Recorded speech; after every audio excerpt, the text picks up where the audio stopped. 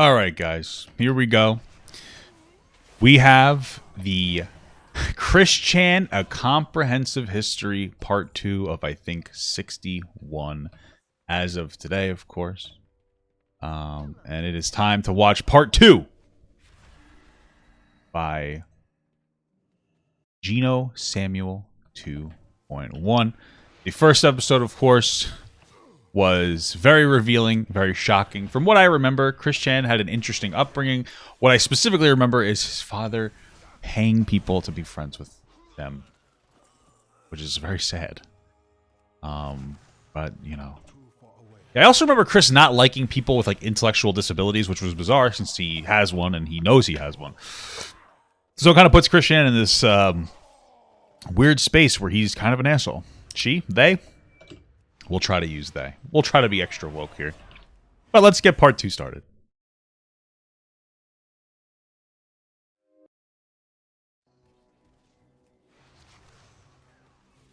Is it playing? Now it is. What made him this way? What is the attraction? I don't know. What keeps us fascinated? This is the story of Chris Chan. Incredible. Incredible stuff. Can't wait. Self-hatred, you think? That's a good point. It's possible. It's possible. It's possible.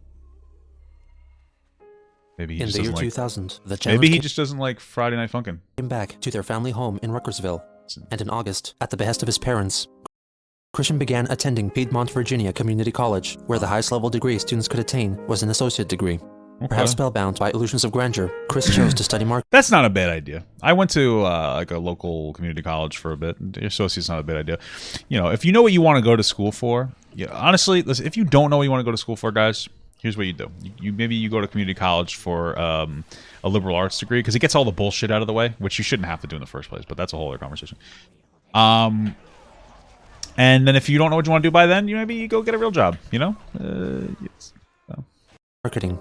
But Bob quickly transferred him to a computer-aided drafting and design degree in the hopes that it would be a better fit for his challenged son and his future. According to the PVCC handbook of the time, this was a 2-year degree worth 15 credits. Wow. In addition, he took English classes and even a tennis class.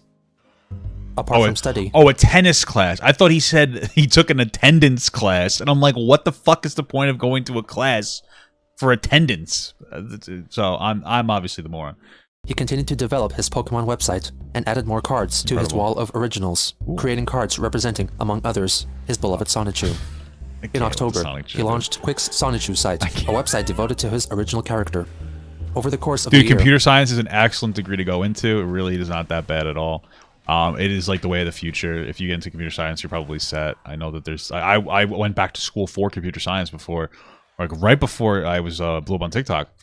I went to computer science. Because I didn't want to do the job I was doing. I'm like, I can make a lot more money doing this. And then I became popular gut and I no longer had to do that. But that's a really good way to go. The reality is that technology is displacing jobs and driving down wages. Technology fields are not really going to experience that issue for a long time. The same thing with trade jobs like HVAC techs and whatnot, because those are intricate jobs. You know, they're not as like mundane or everything is so different that you kind of have to go. You can't really automate those jobs away, at least anytime soon. So the Sonichu family grew. He created Sonichu's pre-evolutionary form, and dedicated a trading card to him. He also gave Sonichu a female companion, Rosechu, based on Amy Rose from the Sonic franchise. Yeah, I assume that. After high school, contact with his gal pals was lost, apart from Kelly. He claimed to have called her every weekend for about a year. Wow. For Christmas of that year, Christian made her a CD entitled Songs for Kelly. Make her CDs nuts. You've been waiting to go back to college, you don't know what for? Well, listen, if you're decent with computers or you're decent with math or whatever, go just for computer science. Like, I think one of the things that we're taught is that we have to do what we love, and most of the time, you're just not going to be able to do that. I am very fortunate. Like, I'm not trying to brag, but like, I'm an outlier You know, realistically, I'm a dumb fuck nobody that shouldn't have a platform, but I do. But most people don't necessarily find what they love doing. So, you know, gravitate towards something that you can tolerate and that you like doing, that makes you enough money to do what you actually want to do. You know, like if I wasn't doing, I would be getting a computer science degree right now so I could play video games. You know what I mean? So it's just something to keep in mind. You know, do something that pays well, that you're capable of doing, that you will enjoy.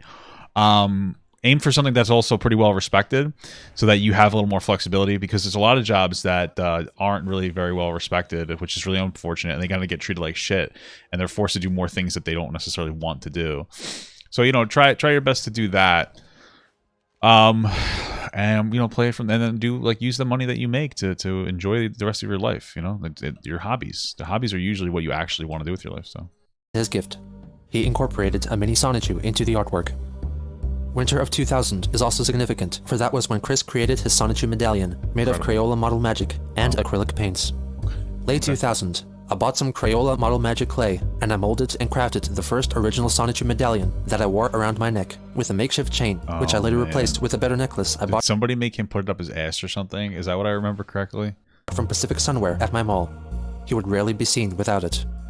The following year, he continued to develop the lore around Sonichu, which included creating an offspring for Rosechu called Rosie, and designing an Archie Comics cover for Sonic the Hedgehog vs. Sonichu. For his mother's 60th birthday, he made her a cake with Sonichu on it. In July, he filmed the City of Quickville tour using the stop-motion feature on his Game Boy camera. The town in question was his yet unfinished Quickville made of Lego. He still hadn't settled on a naming system yet, so he spells it in two different ways. First with an I, then with an I and a K. Okay. The tour is led by a Lego incarnation of Christian, and he shows two landmarks of the town, the water tower and go-kart pass, before the video abruptly ends, possibly due to the Game Boy camera only having the capacity to hold 30 frames at a time. Okay. In August, Christian got a job at Wendy's. Ah, Wendy's nuts in your mouth. Of course. Can I tell you a story about Wendy's, dude? I was talking to my wife. This was a time where I loved hitting my wife with these nuts jokes all the time. I was talking to my wife, and I had just hit her with like a real vicious Wendy's nuts joke, and she was like angry about it. So I kind of like stopped for a moment, and for about 5 minutes, I had this conversation with her about like different things that I was like, oh, what do you like with this? And that. All these different things. Eventually, I asked her what her favorite fast food was, and of course, and this is, you know, she had said, you know, she had said hers. I think she said, I don't remember what she said, but I had said Wendy's, and she's like, oh, I like Wendy's a lot too. And I said, oh yeah, Wendy's nuts in your mouth, and she got so she got so upset because not only did I do a Wendy's nuts joke, but I literally had like a 5 or a 10-minute conversation with my wife about things that she was interested in. This was before we were married, just so that I could hit her with an absolutely epic D's nuts joke. And she realized that I didn't necessarily care. I was in it for the meme. Do you understand? In it for the meme. And that's why it was so funny. It was just incredible. Of cleaning trays, tables, and carpet tile flooring, keeping the place neat and serving the customers with kind, understanding help. He alleges that he never quite saw eye to eye with his supervisor, who disagreed with Chris's way of operating. According to one supposed event, he got his uniform dirty, and despite it being likely that he could have swapped with a clean spare at the establishment, he proceeded to continue to work with his sullied attire, and even attempted to wash it in the bathroom sink. Okay. According to Christian, a female coworker gave him a hard time, pelting him with criticisms and insults, perhaps mistaking her constructive criticisms for attacks against his person. He also admitted he took breaks frequently, neglecting other duties.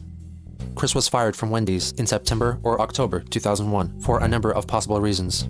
One of the most popular motives for his dismissal was that he performed a Donald Duck impression to a child at the restaurant, bringing him to tears. In other accounts... Why? Why would it make the kid cry? You made the kid fucking cry? What? How do you even do that? That's incredible. That's actually very funny. Good for him, to be honest with you. He said that he was fired after he drew an unflattering caricature of an older female coworker. His termination was likely a culmination of these events. That's very funny. It was also around this time that Chris ended his weekly calls to Kelly. He gave conflicting reasons for this.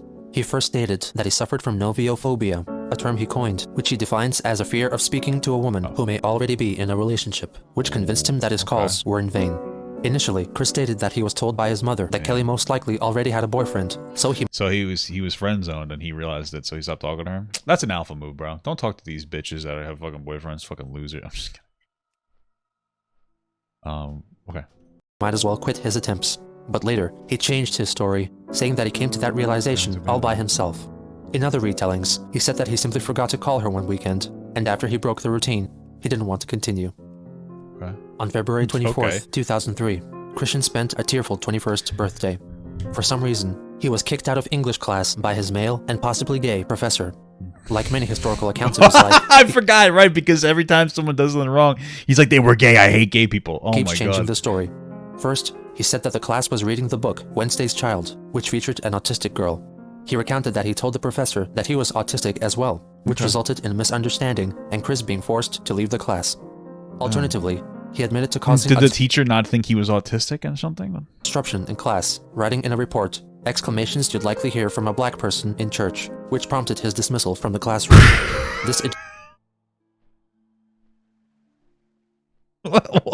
What? Exclamations you'd most likely hear from a black person in church? I know one of them is Lordy with a W. You know what I mean? Lordy. Is that a little racist? That's fun. You guys know this. It's like, you know. It's funny.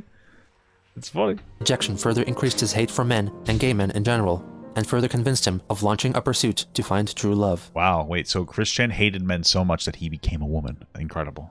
I knew it. Being trans was just a way to be misandrist. In order to meet whom he called a boyfriend-free girl, he launched his love quest. However, finding that one special person in his life wasn't going to be easy. Probably not. Christian didn't feel like he had the confidence to approach women on his own volition, due to the infinitely high boyfriend factor. Oh, wait, this term refers to the very high probability that any girl to whom he spoke already had a boyfriend, making it close to impossible to find his coveted boyfriend-free girl. By extension, every man who already had a girlfriend was thought of by Chris with seething loathing.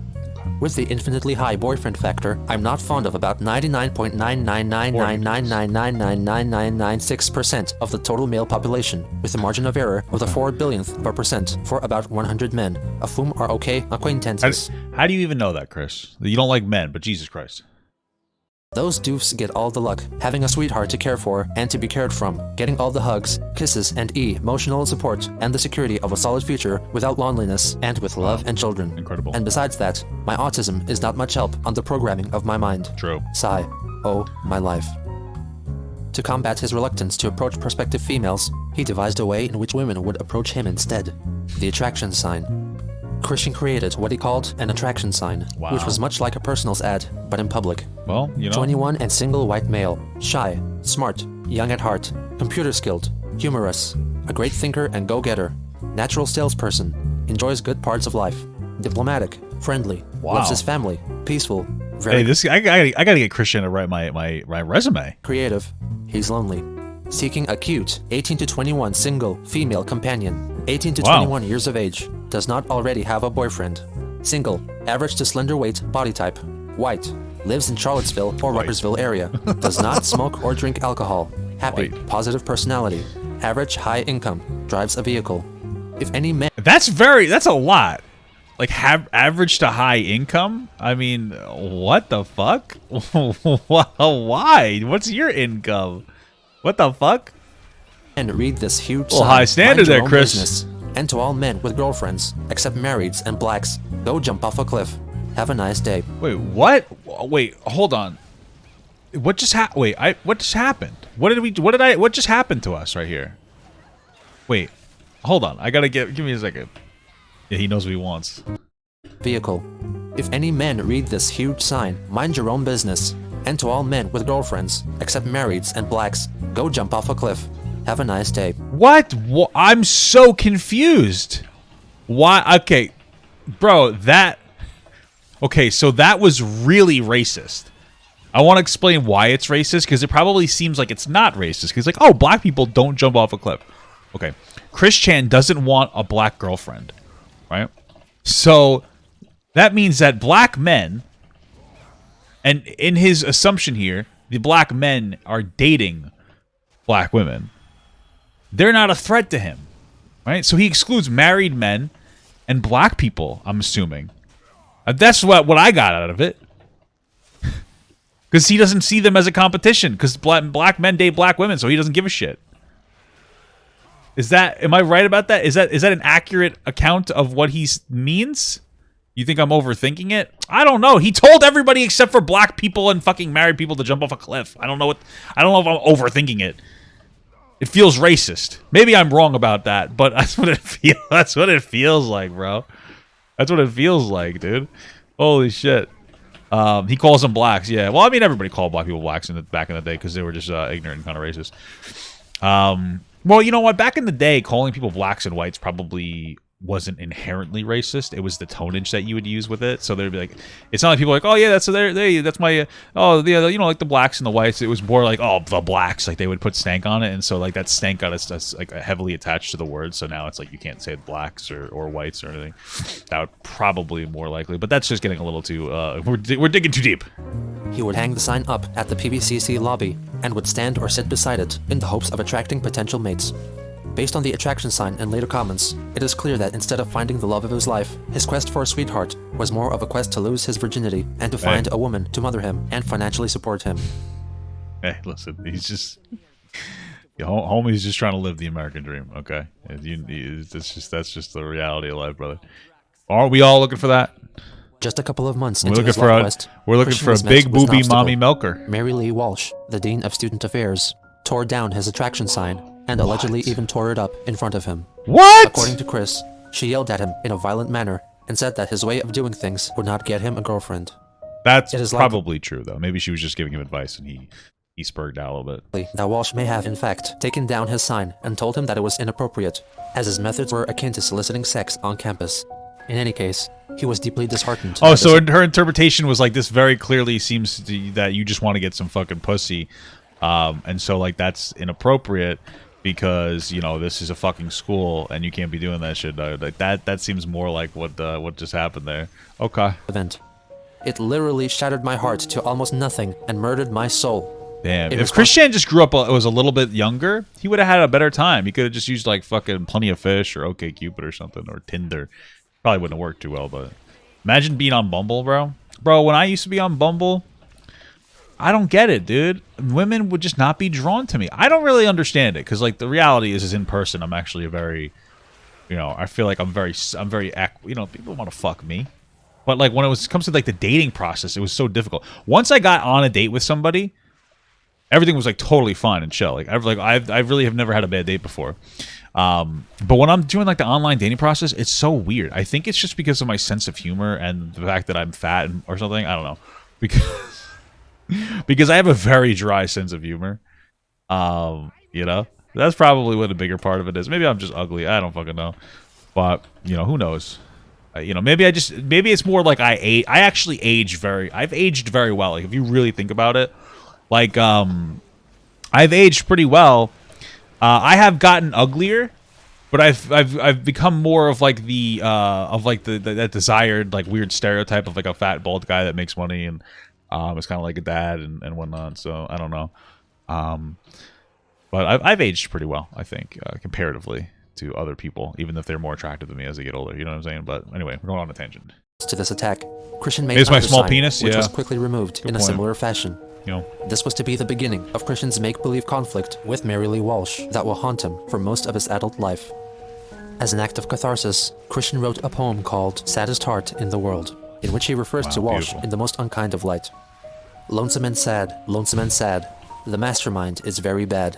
In efforts of getting a boyfriend-free gal, that female dog took my only idea for a fall. Heartbroken, female dog, sad and very lonely. Oh, I thought he called her a bitch and he censored it. He's actually female dog. This language is, like, very very poetic. Based on what we've seen from Christian, he seems to be fairly, I guess, for lack of a better term, high functioning. Like, he has a decent perception of the world. Like, I think he knows he's different. He just doesn't know how he's different, or she, whatever, they. You know what I'm saying? On April 10th, Chris wrote a short story called Sonichu and Rosechu, The Genesis of the Lovehogs. It establishes the origins of Sonichu and Rosechu, and also incorporates elements from the Sonic the Hedgehog lore, such as the Chaos Emeralds. In addition, the story features a lovely Pokemon trainer. Her name was Kel, short for Kelly. He published it on his Sonichu site. In June, Christian found work as a salesperson for Cutco, a cutlery retailer. I It is unknown I thought whether it said Cuckco. he actually managed to sell any knives. Later testimonies prove that he was still in possession of unpurchased stock, holding onto some items. I would probably try to buy knives from Christian. Just stab him with it, because he's a fucking weirdo. I'm just kidding. That's fucked up. More than a decade after he was employed. His tenure ended in August, when his boss left the Charlottesville area. Wow. In August, the newly formed band, Christian and the Hedgehog Boys, released their debut album. The band, which was led by Christian and also featured Sonic, Sonichu, What? Shadow the Hedgehog, and Black Sonichu, Wow. in fact, only existed. Bro, he called him Black Sonic. Why would he call him Black Sonic Shoe? Isn't it like Shadow the Hedgehog or something? Called him Black Sonic Shoe? What the fuck? In Christian's head. The album entirely consisted of Christian singing melody-free vocals with original lyrics over existing songs being played in the background. His Bro, songs- can I tell you that the way that he phrased it makes it sound like Christian's music is good? Like, like original melody-free lyrics. It's like, wow, that sounds interesting. If you put that on like a sign outside of a bar, it's like, oh, we're now performing like, Sonic and whatever, this Hedgehog Boys. I mean, that would be weird, but and then you put that in there, I would think of the Alvin and the Chipmunks, and I'd be like, wow, that might be actually decent. Let's go to that. And then I would go and I'd be severely disappointed. But you get what I'm saying. It was a very charitable way to phrase that. covered a range of topics, such as his search for love in Sony the Cute Girl, based on I Want It That Way by the Backstreet Boys. Tell me why I'm stuck as a virgin with grace. Autism in AUTISM, sung over the Backstreet Boys' Larger Than Life. AUTISM, what does it mean? And his Spanish skills in the Ricky Martin adaptation, La Cocina en la Casa de Casanova. Estamos divertidos aquí. Vamos con la música Wasn't that Later bad? that year, Chris wrote another poem, Sonichu's Ode to Rosechu, an attempt at depicting the romantic ties binding Sonichu and Rosechu. Oh Rosechu, you are as beautiful as a rose, though a zapbud is the flower that heals your woes. He once again reinstates his idealized views on relationships between men and women. If I evolve into your knight, I will protect you with my lance. Speed makes no difference. Penis? Though you are slower than I, you dance in a field with such grace and style. Sigh. Wow. The poem closes with possibly the first utterance of a variant of Christian's commonly used term, sweetheart. Rosie, as often as birds tweet, will you be my lovely heart sweet? In October of 2003, Christian reunited with his childhood friend, Sarah, for her Do you birthday. think like 300 years from now, like the chronicles of who Christian was, will be like forgotten, but we're gonna see this will be what remains, and that's what people are like. Wow, this guy was a fucking poet. This was the Van Gogh. Heart sweet, actually beautiful. Actually a beautiful way to phrase that. Just saying, dude. Birthday. For the special occasion, he made her a present. A hand-drawn comic book detailing the complete history of their life together, entitled Chris plus Sarah's Life Shares.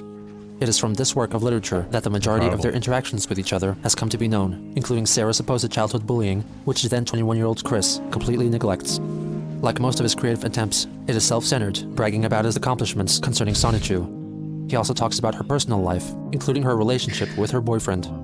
As of sometime before July 2000, Sarah has been living with her boyfriend, Wes Isley, a magician who does parties. Is that a real person? He closes the What's book happening with here? hope for the future. A special note from Christian to Sarah. I hope that we can hang together sometime, but for now and forever, we will always be good friends. Wow. To return the sentiment, Sarah decided to spend Christmas with the Chandlers, which delighted Chris. What? Nintendo. On November 22nd, 2003, Christian filmed a documentary of his activities in the game Animal Crossing on the Nintendo GameCube, which he then sent to Nintendo for consideration. Chris narrates this hour-long tour of two of his self-made towns, Hour-long? and Quick City. Since the documentary features a video game player narrating his activities while playing a game, this possibly makes Chris the first ever Let's Player in the modern understanding of the word. What? I told you guys, holy shit. The first Let's Player. Christian is insane, dude. What an accomplished young man. He even managed to sexually assault his mother. I mean, how much more accomplished could you possibly be? That's crazy. Hello, Nintendo. Welcome to my Animal Crossing for Nintendo the fuck is GameCube. this? I am Oh, your fuck. host. My name is Christian Weston Chandler. I live in Ruckersville, Virginia. And I is 21 years old. And I play because I'm young at heart. So anyway, we're going to take a tour of my city. Like everything he produces, it includes Young at Sonichu. heart. So anyway, Wow. stepping out is my character, Just like him saying. Sonichu. He's wearing the clothes with the character on it. Like I said, you might remember his face. And there's his actual face. You remember the rest of his body, you see the whole picture. Chris You performs. know, it's interesting because I think, what is he, 21 at this point? I know this is this might sound a little harsh, but like kids with like disabilities, like especially intellectual disabilities, they tend to be seen as kind of cute. Right? Like young kids with Down syndrome are very cute, and young kids with autism are kind of cute. And then they get older, and it's not so cute, you know, and it gets unfortunately perceived as weird. And that's kind of the phase we're in with this right now, you know. Not to be, listen, I'm not trying to be rude. It's just you guys. Hey, it's the truth. You know what I'm saying? And I said it's perceived as weird. Okay, it's because you guys are ableist. I like people with intellectual disabilities. My wife's a behavioral specialist, so they're people to me now because they're humanized. Because I used to be really shitty. But it is kind of true. You know, it is kind of true. I'm sorry, okay? I'm sorry. Performs a spontaneous rendition of Yellow is a Mellow Color off the Sonic and the Hedgehog Boys album. Yellow is a mellow color. Yes, it is a mellow color. Sonichu zaps the lightning. And mellow color. Wow. That's a good plug. Yeah. He also treats I'm the audience surprised. with a performance I'm surprised that Nintendo didn't pick that up. So Need a Cute Girl. Tell me why I'm stuck as a virgin with rage. Tell me why. Bro. Did he really, in his submission to Nintendo, talk about him being stuck as a virgin? It feels like it might be the wrong way to go with that. Maybe you shouldn't have. Maybe you should not have done that. I still need a cute girl my age. Tell me why. I ain't never wanna hear you say I have a boyfriend. Okay. And that was inspired by a real thing. He previews the in-game diary that he keeps. As for a monthly journal entry here in November, yeah, I tried to get a girlfriend because I don't have a girlfriend. But I have made up a poem. Let you guys read it. Okay. That is their Alright. target audience. Scroll That's down a true. little Good bit point. as we go along. Got it. Good point. It's a very good poem because I am an artist as well as a poet. I'll make a rhyme every time. He proceeds to give a tour of his bedroom. This is my bedroom. It's a lot of fun, isn't it? Because I like to make things fun since you know I'm young at heart. As he unwittingly transfers his hoarding habits It's just into a so weird that he keeps talking about he wants a girlfriend and then he says his age and then he's like, I'm young at heart. You know, it's just weird.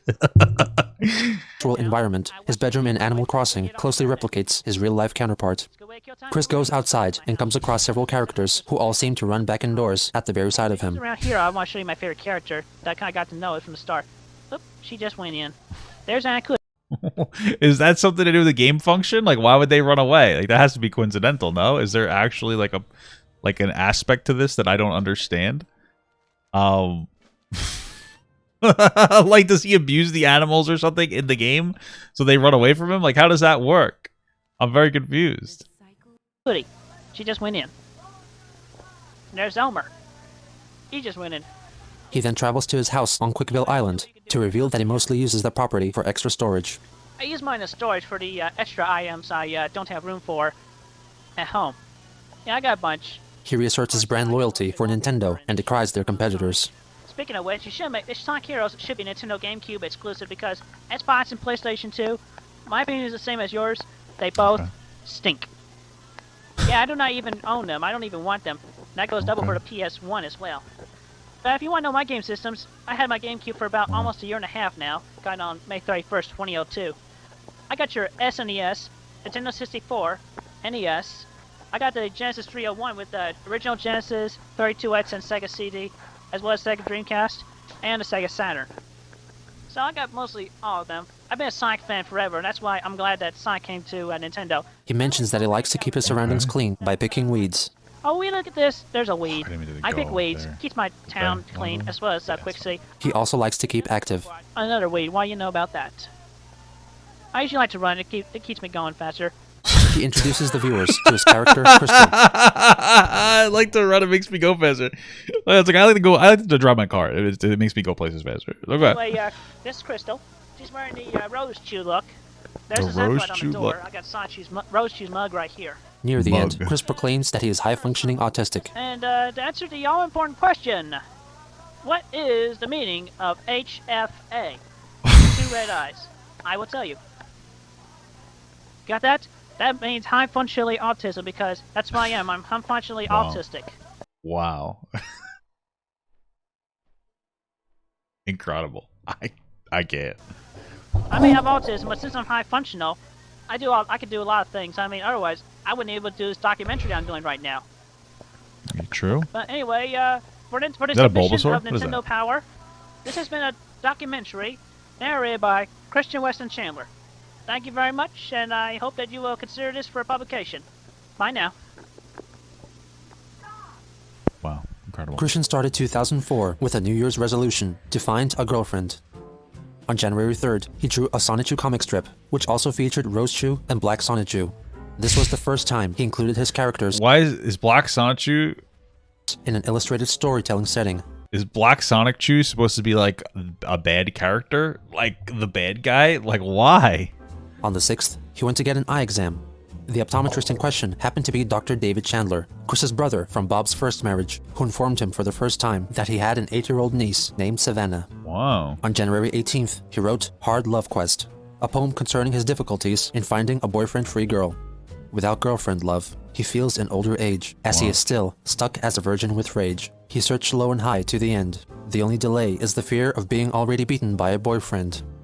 On January 31st, Christian wrote in his diary, "Well, it's the end of another month, and I still don't have..." I don't know. What does the niece have to do with this story? I just felt like you said, like, hey, he has a niece, and by the way, he's upset he doesn't have a girlfriend. It just seems like a weird. girlfriend. Maybe my latest idea, the Sonichu's News Dash newsletter, will make the ladies take notice of me. The newsletter in question was an outlet for Christian's creative ideas concerning Sonichu and his poetry. Issue 1 featured a couple of skits starring Sonichu, the poem Saddest Heart in the World, and a personal ad for himself, which was not unlike his attraction sign. Christian is a very shy and very thoughtful person and will only accept person-to-person encounters. When getting his attention, approach and say hi to him. Do not flirt from a distance. He will not be able to notice. To find Christian, he'll be wearing the Sonichu Medallion. Wow, incredible. In addition to posting a digital copy onto his website, he distributed printed copies of the newsletter around PVCC campus as an alternative to his attraction sign. This must have caught the attention of Mary Lee Walsh, who issued a cease and desist order. In an email... Oh my god, this dude can't catch a fucking break. Holy shit. Okay. dated February 1st, Chris tried to settle out of court. "Mary, I've slept on it, and I've realized that note hanging is not the way to get attention. And I don't really want to meet with either you nor Susan. No offense. I'll tell you what, let's forget the meeting, and if you will allow my newsletter to stay in distribution, I will do all of the following. I will never hang notes on the wall again. I'll consider stopping my silent treatment on Susan. I'll consider knocking you and Susan up my scale of respect, each by 2 points. 0 equals no respect, 10 equals respect." Incredible. Walsh replied and insisted that they meet the following week.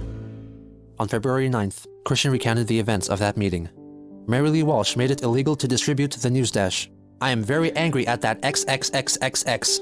In response, I plan to incite the masses and hope they demand the return of the news dash so my chances on getting a girlfriend can be restored. I have also declared war on them as well." Wow, incredible. It was allegedly during this meeting where he performed his Curse Yehameha attack, which consisted of Chris mimicking the hand motion of an attack move from the anime series Dragon Ball Z and cursing people into experiencing bad luck. However, it is not certain whether he was inspired by the original occurrence of the Kamehameha or its parody featured in another anime, XL Saga, to which Chris has definitely been exposed.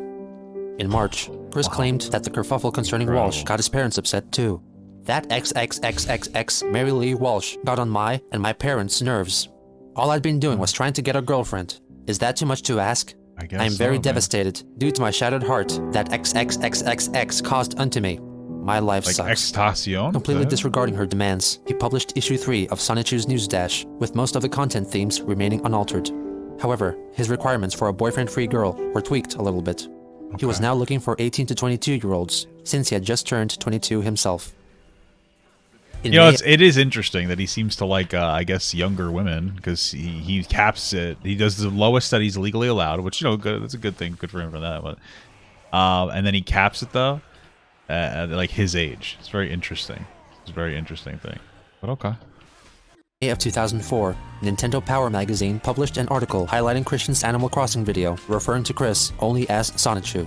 Wow. Simply amazing. There's no other way to describe what we've received from Sonichu of Quickville, a full video documentary that walked us through his daily life. His opulent manor contained every manner of furniture. Quickville's landscape was filled to the bursting point with all the animals who'd moved to his well-tended town, and Sonichu has customized everything about his town. Even many villagers have followed his bold trends, wearing the patterns he has created. This apparently got the attention of PVCC's newspaper, The Forum, which featured Christian and Sonichu in an exclusive report. PVCC student Christian Chandler has dedicated many hours to his pastime. He is the creator of Sonichu, the electric hedgehog Pokemon. Like Sonic, Sonichu can run at high speeds. During Super Sonic's battle against the perfect Chaos Monster, Sonic Adventure DX for GameCube, Super Sonic was spat out by the monster and collided with a bystanding Pikachu, Chandler explained.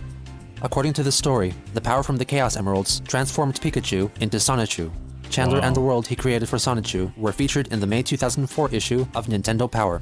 The place is called How does he keep getting things? Why is he part of history so much? This is crazy, dude. It's incredible, but it's also crazy as fuck. Wait, you can fly now? Fuck this game. Bill. The quick prefix are his initials, Christian Weston Chandler. Nintendo Power was apparently impressed with Chandler's work. Wow. During all this rigmarole, he continued to publish his news dash, but he updated his personal contact information to include a link to his Match.com profile, which he created to aid in his love quest. Wow. It was also around this time that he opened a MySpace account. I enjoy drawing, listening to music, playing video games, and TCG. I also like anime, What is Legos, TCG, the big- and I love my parents. I also the enjoy card web design. game. He proceeds to list all the gaming consoles in his possession, finishing with the Pokemon catchphrase, Wow. "Gotta catch 'em all." I mean, at this point, I don't know how he's like. How is he not drowning in pussy? I mean, or them at this point, whatever. How is he not drowning in pussy? Incredible. Interestingly, he listed his occupation as student/cartoonist. Wow. He explores his most desperate desires in his blurb. I am a bit shy, but I would enjoy the company of a beautiful girl who likes some of the things I do. Same. I also like to have fun when Well, I I do can, already have that, and I don't really like to be alone. I graduated from high school on the honor roll, and I'm doing very well at PVCC. A lot of men make false promises to their girlfriends, but I am totally different. When it comes to what I can offer, I can seriously promise care, respect, empathy, and love. I think that most girls deserve the world, and I would do my best to give it to them. It's nice. In May 2004, he attended the Anime Mid-Atlantic Convention for the first time, where he met notable voice actress Monica Rial. She also sings opera very nicely, and she is a very nice, fun, and sweet person to hang around with. She sure made my day a sweet one. Wow. In Sonichu's News Dash, Issue 5, he introduces 3 new Sonichu characters. Christian Sonichu, based on himself, Wesley Sonichu, his quote-unquote rival, who's based on Sarah Hammer's boyfriend, Wes Isley, and Sarah Hammer Rose Chu, obviously named after Sarah herself. In June, to celebrate the 24-year wedding anniversary of his parents, Chris made them a present, a dramatic retelling of the family's life via Animal Crossing. Through this videographic endeavor, he delves deep into the family's history. Hi, Mom and Dad. How you doing?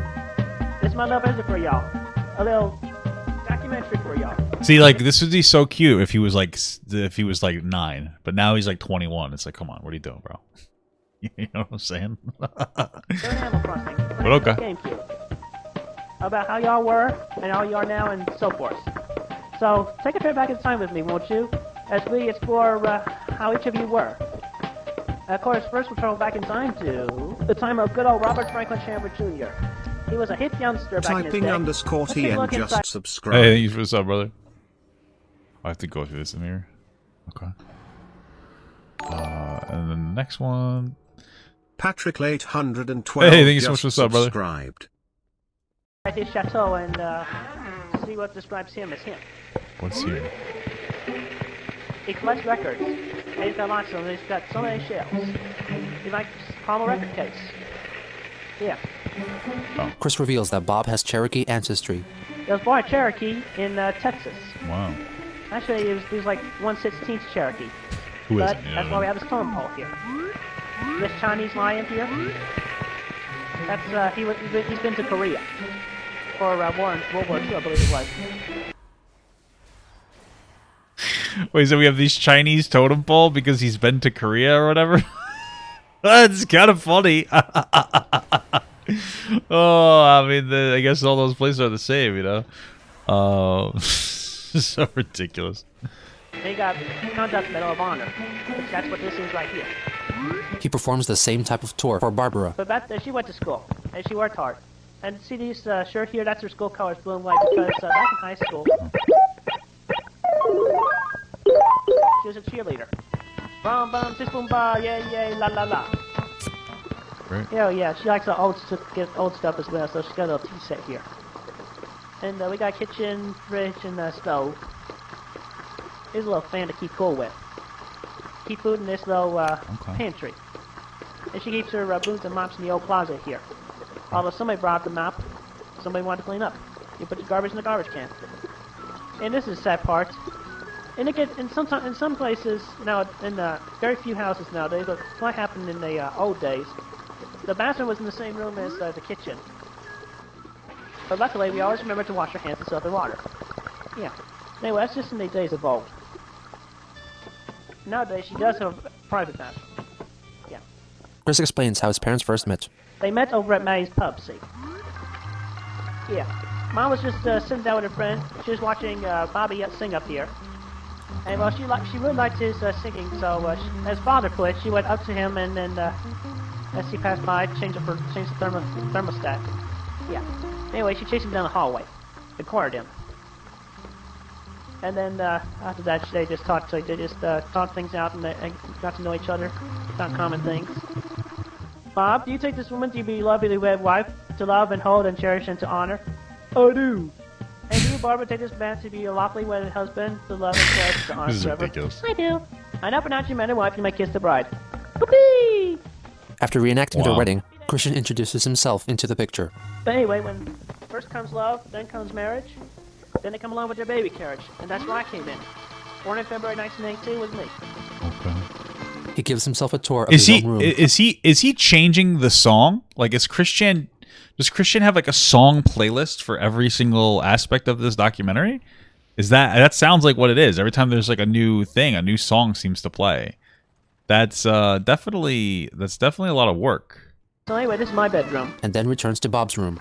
As a little retribution for how things were, we're going to play a little number on the jukebox here.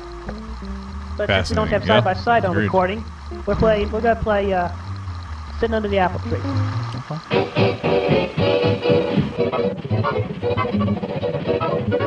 He proceeds to let the Personally, 1942 it song sounds Don't Sit great. Under the Apple Tree play in full. And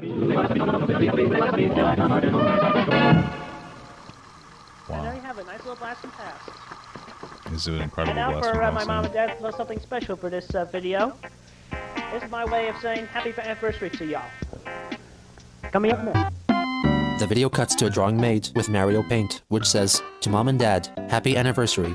Thank you both for my..." Papa's just jealous that he's not this dedicated to whatever game he's playing. Honestly, true. I really do wish there was a game that I loved so much that like I could play with my friends that like I would stick to, because like I did that, you know, when it comes to MMOs, they're cool, but then I tend to like fall out of playing them. It's just like, I'm bored of it, you know.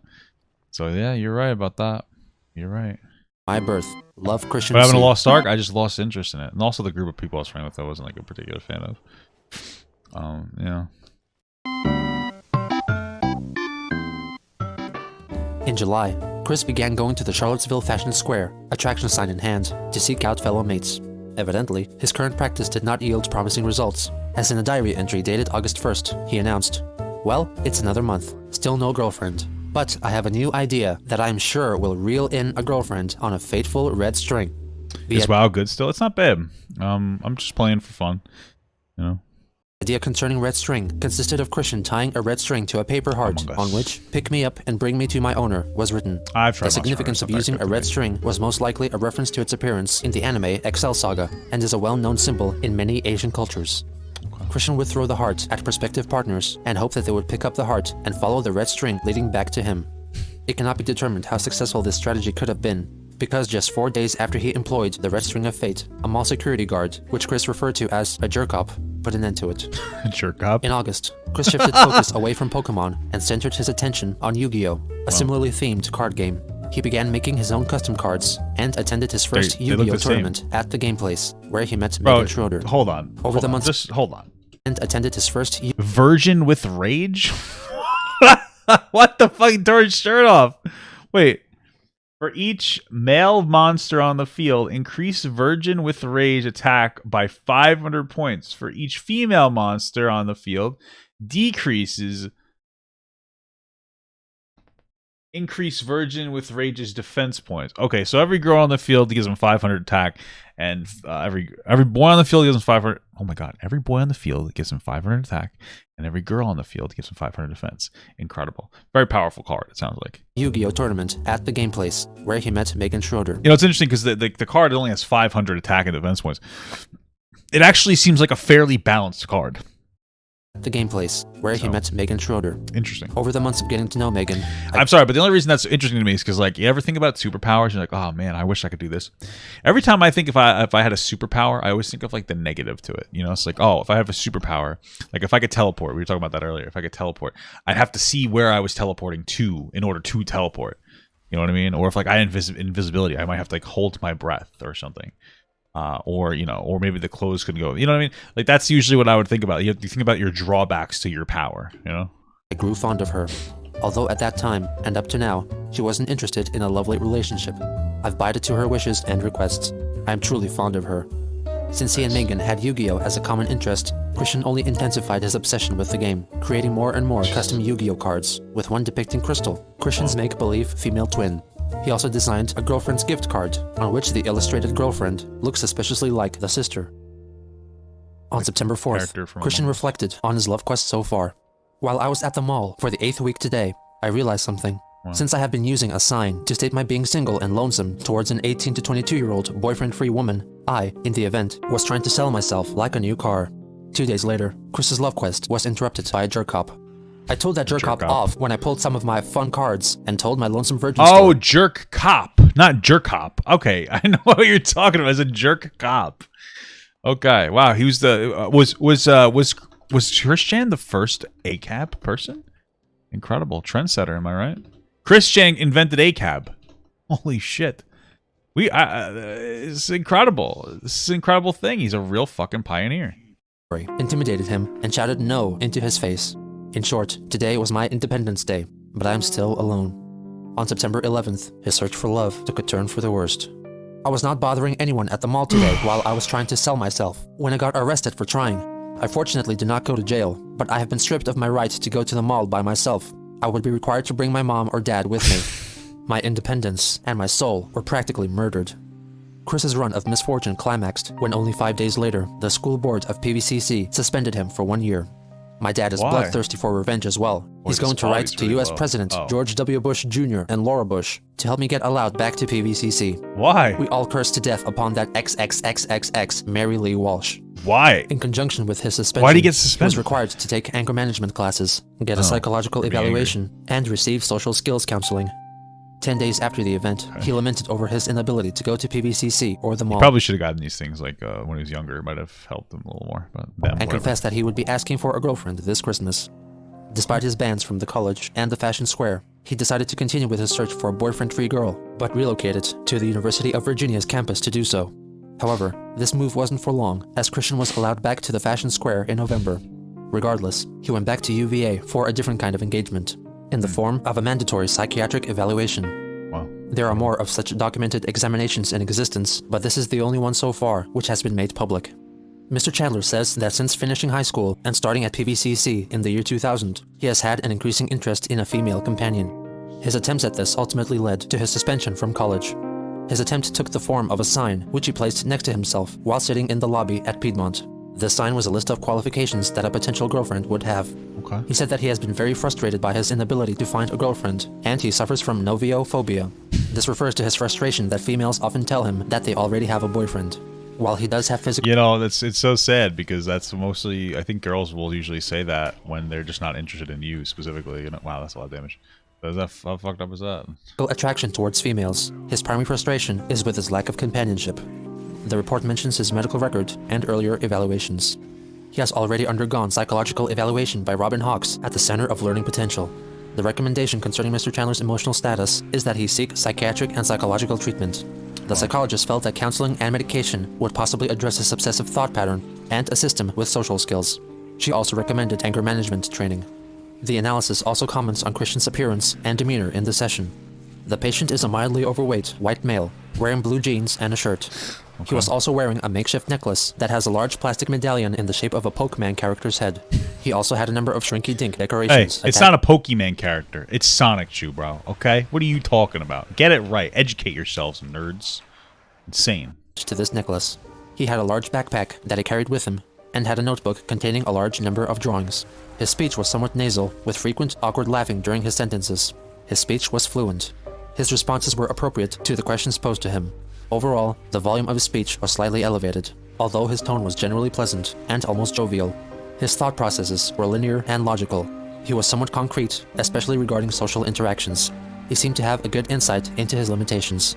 The attending physician offers up his final verdict. Folstein's score was 30 out of 30, with his sentence being, "Uncle Spunky is a really funky monkey." Mr. Chandler is a 22-year-old man with a history of developmental delays and autism. Despite these limitations, he seems to have been quite successful in maximizing his academic abilities. He is left, however, with a severe degree of social awkwardness and seems to have good insight into this. He is left feeling somewhat frustrated as he has a strong desire for companionship, although his social limitations prevent him from being able to realize this in the way which he would like. The patient doesn't seem to pose a significant threat to himself or anyone else. After the evaluation, Chris carried on with life much like before, with neither him nor his parents making any significant effort to change his ways. But Christmas was soon approaching. At that point, I'm not sure what you could do. I mean, you're outside of the developmental process, so there's not much. I don't think there's much you can really do, man.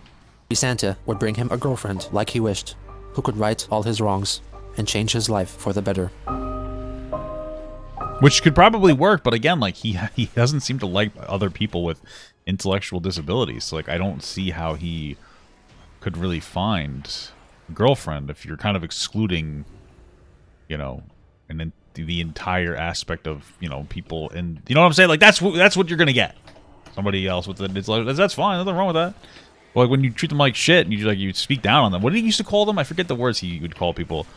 But you're gonna have a bit of a hard time. Yeah, he's excluding his entire dating pool, you know. I forget what he used to call people that with like other people with developmental disabilities though. I forget what the word he used was. Oh, that was the end of that. Wow, that was incredible. Slow in the minds. Yup, he would call them slow in the minds. How interesting is that? That's something else, huh? That's something else. It's fucked up if you think about it.